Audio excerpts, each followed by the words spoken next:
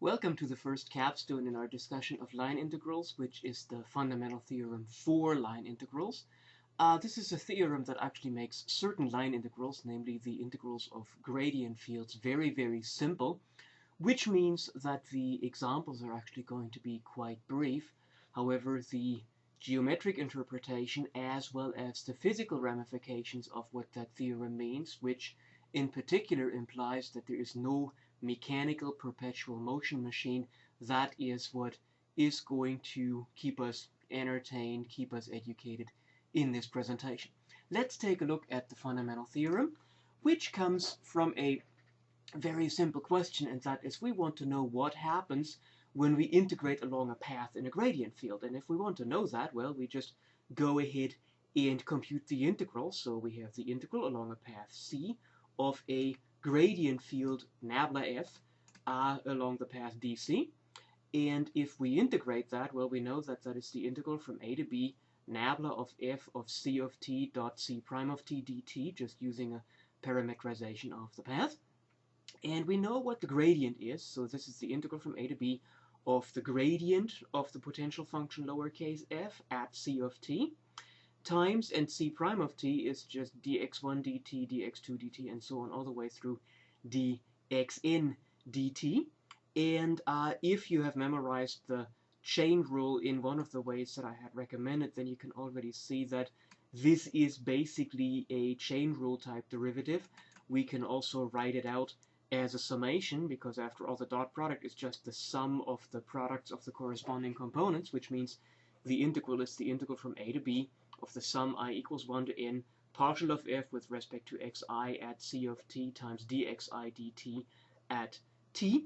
And that is basically what the chain rule does, right? You take the derivative of your function with respect to all the intermediate variables, the xi's, and multiply the derivatives of the intermediate variables, multiply that with the derivatives of the intermediate variable with your differentiation variable, and you sum it all up, and that's, by chain rule then, just the integral from a to b of the derivative with respect to time of f of c of t dt. And the integral of the derivative, we know that from the fundamental theorem of calculus, that is simply the value of the function at the endpoint minus the value of the function at the starting point, where the function now is the composition f composed with c. Okay, so that means, because we really haven't used anything except that that's a gradient field, that the fundamental theorem of for line integrals states the following. If we have c being a piecewise smooth path that is parameterized by c of t with a smaller equal t smaller equal b, and if the function lowercase f, the potential function, is differentiable with a continuous gradient on the curve, then the integral of the gradient field along the curve is just the value of the potential at the endpoint of the curve, which is this c of b, minus the value of the gradient at the starting point of the curve, which is the c of a. So this is very similar to the fundamental theorem of calculus. We have also seen that the fundamental theorem of calculus, of course, is used to derive it, and it's called the fundamental theorem for line integrals. What we have to be careful with here, of course, is that this theorem only applies to gradient fields. In fact, we're going to, in the geometric part, prove that, in fact, this type of theorem characterizes gradient fields. So there is no other type of vector fields for which this kind of theorem will work. Okay, so as an example, well, it can't be that hard, because after all, it reduces a complicated computation to just a subtraction. So if I want to compute the line integral of the vector field capital F of xyz being yz, xz, and xy, along the curve parameterized by c of t being e to the t squared root of t and t, where t goes from 1 to 4, well, if we look at that, we realize, first of all, that looks sort of like that monster that we had in the previous presentation, and in fact, it may even be that it is the same one. I don't recall that exactly right now, and I haven't looked it up in the slides and won't. But we can certainly agree that this is ugly.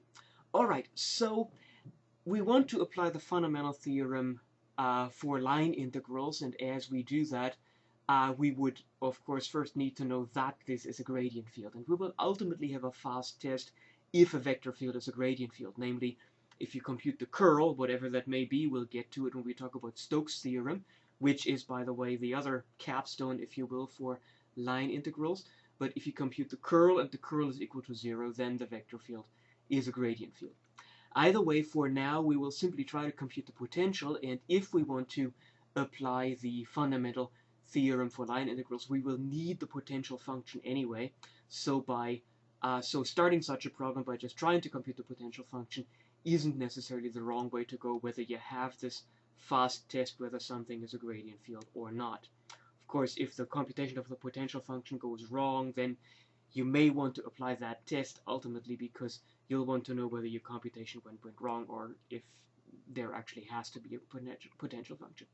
Alright, either way, how do you compute the potential? Well, you take your x component, integrate it with respect to x, you take your y component, integrate with respect to y, and you take your z component and integrate with respect to z, and then hope that that can all be mashed together in such a way that we get a function whose gradient is the vector field. Okay, if I integrate yz with respect to x, I get xyz plus a constant, and remember that this is, people might say it's a partial integral, right? Because our constant could still depend on y and z here, because the partial derivative of this thing with respect to x will give us yz, and the derivative of something that only depends on y and z with respect to x would be 0. The integral of xz with respect to y is also xyz plus something that may depend on x and z, and the integral of x and y with respect to z is xyz with plus something that may only depend on x and y. If we look at that, we realize that xyz certainly is the common term, and we can't add anything more, because anything more would depend on the wrong variables and would make some of the partials go wrong. And so basically that means that f of xyz equals xyz plus potentially a constant if we wish, because as people in physics also know, you can scale your potential, you can move it up and down by a constant if you so choose, but that will be the potential function, and that means that the integral along the curve of our vector field dc is just the potential function at the endpoint, and now the endpoint is e to the fourth, square root of 4, which is 2, and 4, which is the t here, so f of e to the fourth, 2, and 4, and at the lower bound we get e1 and 1, so minus f of e1 and 1, and since the potential function is very nice, we can just work that out. This is 8e to the fourth minus e, and looking at those numbers, I think the vector field that we have here is not the vector field from the previous example, because this number is a lot smaller than what we had in the previous presentation for the really ugly vector field. Okay, either way, we've got that solved, and that is already computationally it. I mean, that is how you solve line integrals of gradient fields using the fundamental theorem for line integrals. What is, however, fundamentally important is the geometry and the interpretations of the theorem. So let's look at some definitions, and I think the first one will be geometric. A couple of geometric definitions. If you have a curve k that is parameterized by c of t with a less than or equal t less than or equal b, that curve is called closed if and only if the starting point, the initial point, is equal to the end point, the terminal point. So if and only if c of a is equal to c of b, and that makes sense, right? A closed curve is something where you go around and come back to your starting point.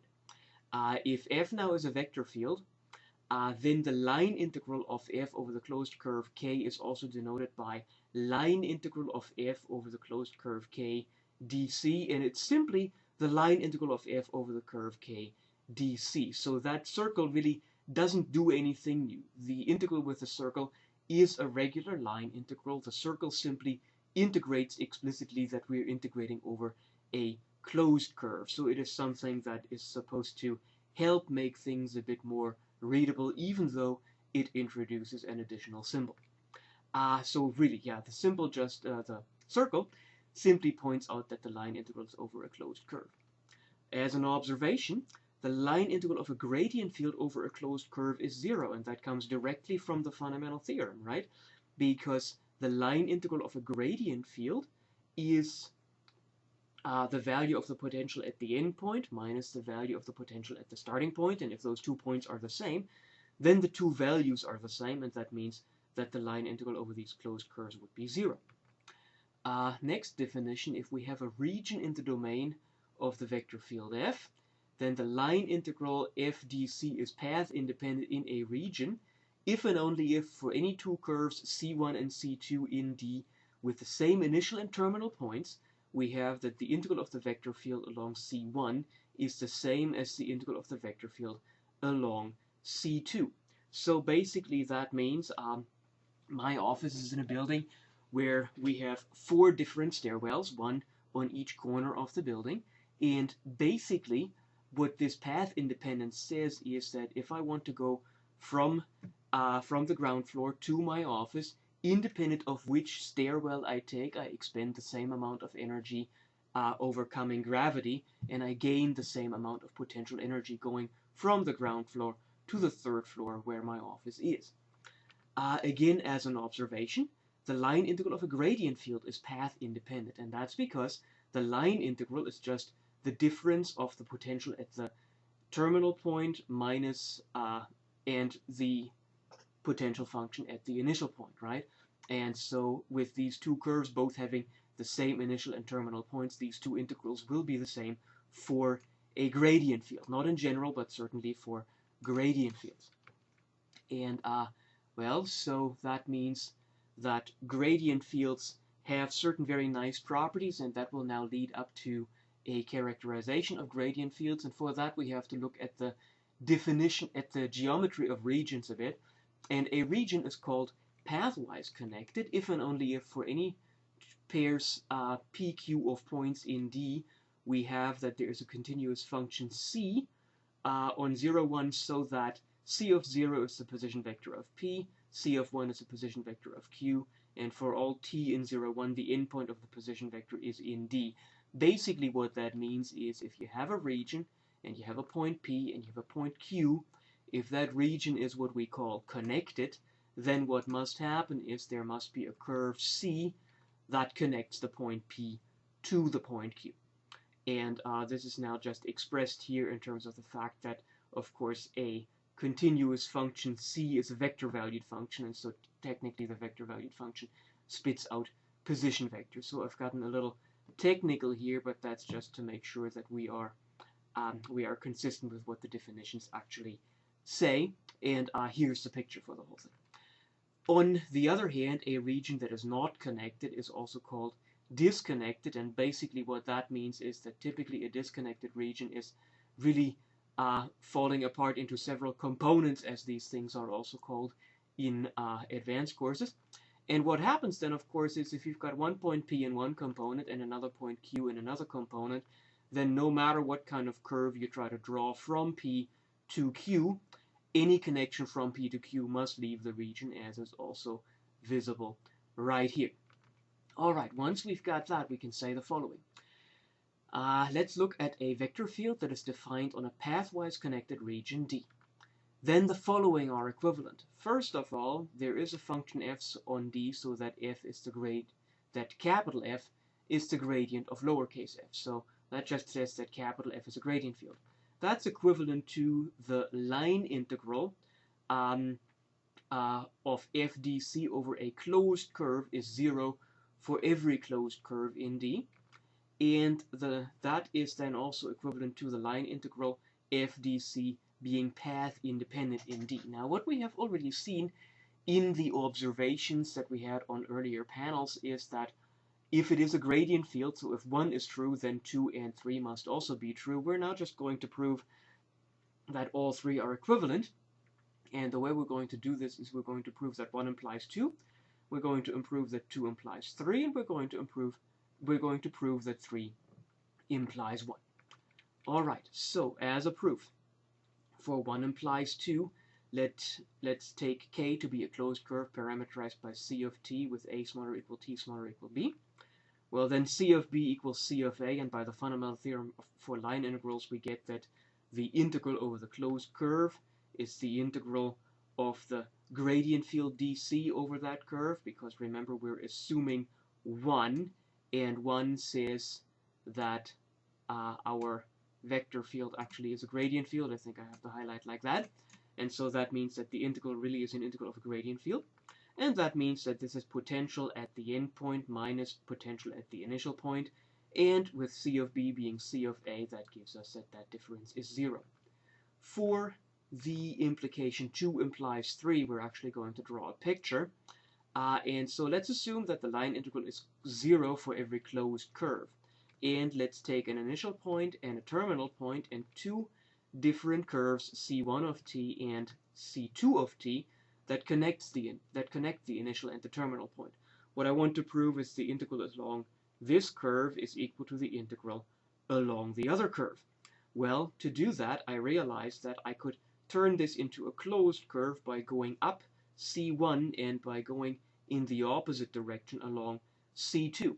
And what that means is that the integral of C1 dot dc1 minus the integral along C2 dot dc2, when you traverse a curve in the opposite direction of the parametrization, what happens is the line integral changes into its negative, because basically what you do is, rather than integrating from a to b, you integrate from b to a, and that's exactly that negative sign. So that difference is the integral over the closed curve, where I go forward on the first curve and backward on the second curve, and we know integrals over closed curves by 2 are equal to 0, and so that means that this integral along the closed curve has to be 0. And that, of course, if you now just bring the second integral to the right side, means that the integral along C1 is the integral along C2, and with C1 and C2 being arbitrary, that means that the line integral is path independent. So that's 2 implies 3. Neither of those two is terribly surprising, because we already knew, as I said from the earlier panels, that 1 implies 2 and 1 implies 3, so 1 implies 2 implies 3 isn't that surprising. The hard part is getting back from 3 to 1. So let us now assume that we have a vector field that is whose line integrals are path independent. And you can see we need a bit more room here. So for 3 implies 1, we need a potential function. And basically, because the integrals of the vector field are all path independent, I can simply define a potential function to be the integral of the vector field from a starting point P, a 0 level for the potential, to whatever point x, y I have in the region. That's also why I need that the region is pathwise connected, because otherwise I can't go from a point in the region to any other point in the region. This is a definition that is what mathematicians call well-defined, because the integral does not depend on the path. So no matter how crazy an integral I write up here, as long as I start at p and end at xy, I get the same value. Also notice that even though we are doing this here in 2 dimensions just to make the writing not too hard, this is equally easily written down for an n-dimensional vector field. Okay, so now what we have to prove, of course, is now that we say that this is our potential function, we have to prove that this really is the potential function. So what we're going to prove here is we're going to prove that the x partial derivative of lowercase f is actually equal to the x component of the vector field. The proof for the y partial is basically the same, and if we had a situation where we've got 3, 4, or more dimensions, the proofs for the other partial derivatives would also be the same, and that's because, of course, we're doing just about everything component-wise. So the partial derivative of f with respect to x at xy, what was that? Well, yeah, when we don't have anything else to work with, we have to go back to difference quotients. And so the partial derivative is the limit as h goes to 0 of f of x plus h and y minus f of x and y divided by h, right? The definition, the meaning of a partial derivative in the x direction is we take a little step in the x direction and then take the value of the function in that direction after we take that step minus the value at the pivot point and divide by the length of that step, divide by that h. Well, we can write that out, and that's the limit as h goes to 0, 1 over h, that's our denominator here, of the integral from p to x plus h and y of f minus the integral from p to xy of f. And now these integrals, that's basically that we integrate from x, because this is negative, this is the same as integrating from xy to p and then from p to x plus h and y. So this is the limit as h goes to 0 of 1 over h integral over a path that goes from xy to p and then to x plus h and y of f dc. And now we remember again that the line integrals were path independent, so that means that this is the limit as h goes to 0 of 1 over h of the integral from xy to x plus h and y of f dc. And that is, of course, best done by going in a straight horizontal line, and so that would be the limit as h goes to 0, 1 over h, integral from 0 to h of f of x plus t. That starts at f of xy and ends at f of x plus h and y, and goes straight horizontal. And then, of course, the c prime of this line segment is just 1, 0. It just goes straight in the horizontal direction. Well, we know when we do this dot product with the first unit vector, what we get is the first component of our vector field, which is typically denoted by p, right? We had that convention every so often already. So this is the limit as h goes to 0, 1 over h, integral from 0 to h, p of x plus t and y dt. And if we now assume that y is constant, which we basically could have assumed all along since we're taking a partial derivative, then what we have here is just the integral of a single variable function, and we know by the fundamental theorem of calculus in its derivative form, this difference quotient is just the derivative of an integral with a variable upper bound, and the derivative of an integral with a variable upper bound with respect to that upper bound is just the integral, is just the integrand at the starting point. So this is just the integrand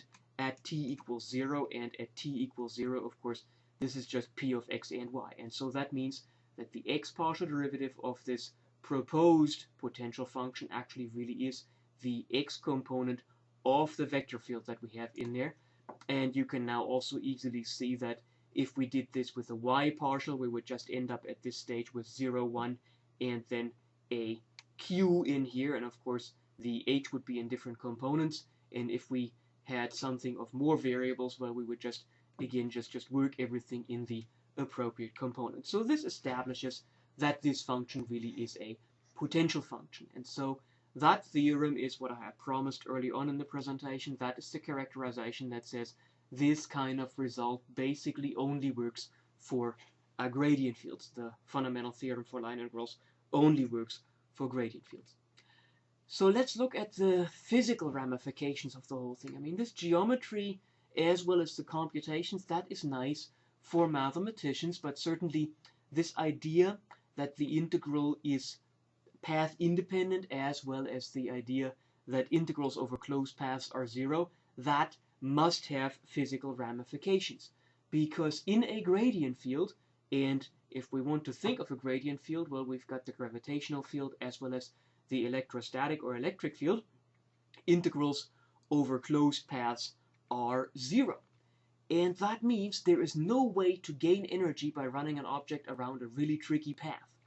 Yeah, we know that. I mean, basically, when I go up the stairs in my building to my office and then go down a different flight of stairs or so, I only get the potential energy back that I gained by going up the stairs. And the definition that goes along these lines in physics is that gradient fields are also often called conservative vector fields, because basically, if there's no friction and everything is in a more idealized setting, then energy is being conserved as you go along closed paths. Another definition then is that if we have a conservative vector field, then the level surfaces of this potential function f are also called the equipotential surfaces of the vector field f. And since we're starting to drift towards physics, I also should say that even though mathematicians call a lowercase f a potential that satisfies that your vector field is the gradient of lowercase f, In physics, often there is an extra negative sign thrown in here because people want to have in physics the situation that energy goes from surfaces of higher potential to surfaces of lower potential. So that is just a matter of how you gauge things and a matter of convention. But again, an added negative sign is something where you sometimes just have to reverse your numbers. Okay, so these equipotential surfaces then also say that if we keep talking about this wonderful building that my office is in, well, there is an equipotential surface that is the ground floor, and there is an equipotential surface that is the third floor, and moving between these equipotential surfaces then allows me to, or forces me to expend energy going up and allows me to gain the energy back as I go down the stairs. Okay, so why does that mean that there is no perpetual motion machine? Well, a perpetual motion machine, first of all, is a machine that once started will not stop, and ideally it will produce energy. And in the Middle Ages, these were all mechanical machines that people were thinking about. And, well, we know that it cannot work because of conservation of mass and energy, as well as because of the increase of entropy. But the dream had, and to this day has, surprising staying power. I think to this day, patent offices receive patent applications for machines that produce energy, and of course these things are very quickly declined. But the idea itself is just very intriguing. So for example here, this is a medieval proposal for a perpetual motion machine, Boyle's self-flowing flask, which is an image that I obtained from Wikimedia Commons, where it was said that this is indeed a public domain image, including the United States. And so the idea here is you have a reservoir, and this reservoir drains into this hose, and this hose is getting tighter, and so capillary forces, which have been observed to sometimes also suck liquid into the capillary, those capillary forces were supposed to pull the liquid up until it pours back into the flask. And of course that would be something that, if it worked, would produce energy, because I could attach a little paddle wheel on here, and that little paddle wheel could then drive a generator and could produce energy. Well, it does not work, because basically what would happen is, if we look at the potential energy in the gravitational field, which is the field that would drive this thing, of a particle that is ultimately, because stuff flows, all the water particles would be on closed paths technically. Well then, if a particle starts here, it would go down, it would go up, and it would come back, and there would be no energy gained or lost, but all the energy would be expended in the motion. And so that means whatever energy is expended here couldn't have been siphoned off at the paddle wheel here, because that would have taken energy away from the system. And in fact, the whole truth is even worse than that, because anybody who built something like that basically got the observation that people also see when they work with water, and that is that all the water levels here would be of equal height, and that's it. So something like that, even though it was a dream, this is the kind of thing that in the Middle Ages would have told people, hey, I can put a mill, which was basically as much as industry was doing at the time. They could put a mill to grind grain anywhere without being dependent on a stream, right? Okay, now using better mechanisms also does not help either. So for example, here is another image of a machine that was invented by a gentleman called Flood. It's Flood's water screw, and it's the same image credit as the other one. It's apparently public domain, so it's free to be used in presentations such as these. And that's where we have a water reservoir higher up. The water drains out of the reservoir, turns a paddle wheel, which then of course is something that turns a crankshaft, and on that crankshaft you could then siphon off the energy, and that energy somehow, through this rather complicated mechanism that you can see here, is supposed to pump the water back up. If you build that machine actually will work for a while, and if built correctly, it will for a while also pump water back up, but it will pump less water up than is flowing down, and so ultimately this mechanism will just run dry up here and it will stop. So again, it is not a perpetual motion machine. Now, you could say, if you've read newspapers in the science column, or if you're just interested in this kind of thing, that there is something that comes very close to perpetual motion, and um, that is superconductivity in electricity. If you cool wires and certain conductors down far enough, then current apparently runs without any perceptible resistance, and that's fine. That, I think, is as close to perpetual motion as we can get in reality.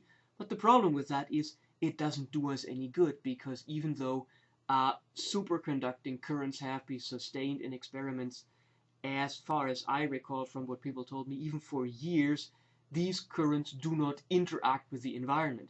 Anytime these currents are being measured, the currents get weaker because they have to drive the measurement instrument, even if the measurement instrument is just a magnetic probe that checks the strength of the magnetic field that is caused by this superconducting current. So again, it is something that is nice, but it isn't something that would have an industrial application.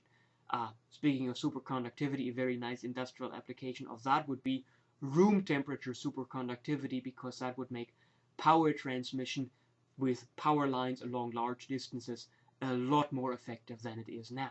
So that's actually not a pipe dream. If we could have hot superconductors that can be turned into wires, that would be something that would be really, really nice, and that may even be something that people are realistically working on to make these things more malleable, because right now even the warm superconductors are actually ceramics, and warm means 100 degrees below zero.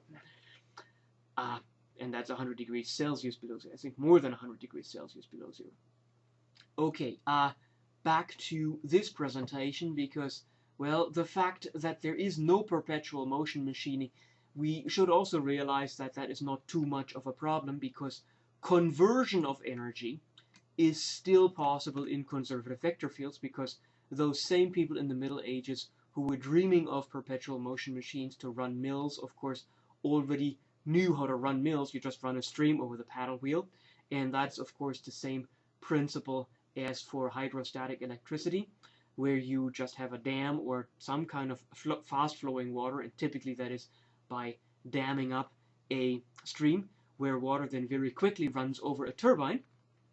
It is just that the water that runs over the turbine ends up below the turbine in the end. It ends up at a lower equipotential surface, and therefore cannot be reused again to perpetually run the turbine. So on one hand, we certainly can gain energy in gradient fields such as the gravitational field. We just depend on Mother Nature to ultimately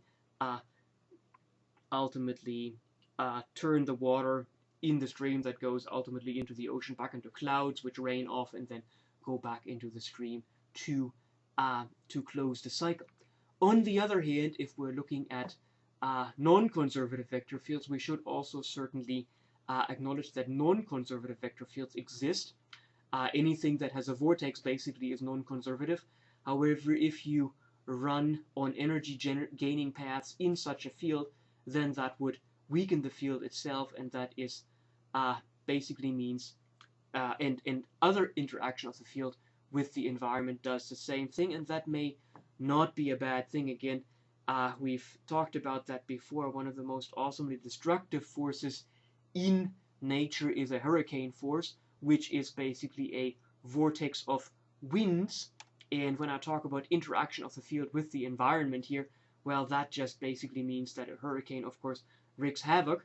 And even though it does that, and even though that is not good, this interaction with the environment, this interaction of hurricanes ultimately with land masses, slows the hurricanes down. The image, by the way, is from the National Oceanic and Atmospheric Administration, which has a very nice fair use policy. This interaction with land masses ultimately slows the hurricanes down, and believe me, that is a very good thing, because that means that the hurricane force winds ultimately will stop. So we will certainly, as we continue investigating vector fields, we will also talk about non-conservative vector fields, because the magnetic field, as well as ultimately electrodynamic situations are situations in which we have non-conservative fields that can actually be used to great advantage. However, right now you have some thinking to do again about what gradient fields can and cannot do. You certainly want to understand these things because they are very important in physics. Homework problems should be pretty easy to knock out because the computations, of course, is just, well, find the potential function and then take the value at the terminal point minus the value at the initial point. That shouldn't be too hard. And I'll see you in whichever presentation you take next. You've got a couple of options here. Thanks.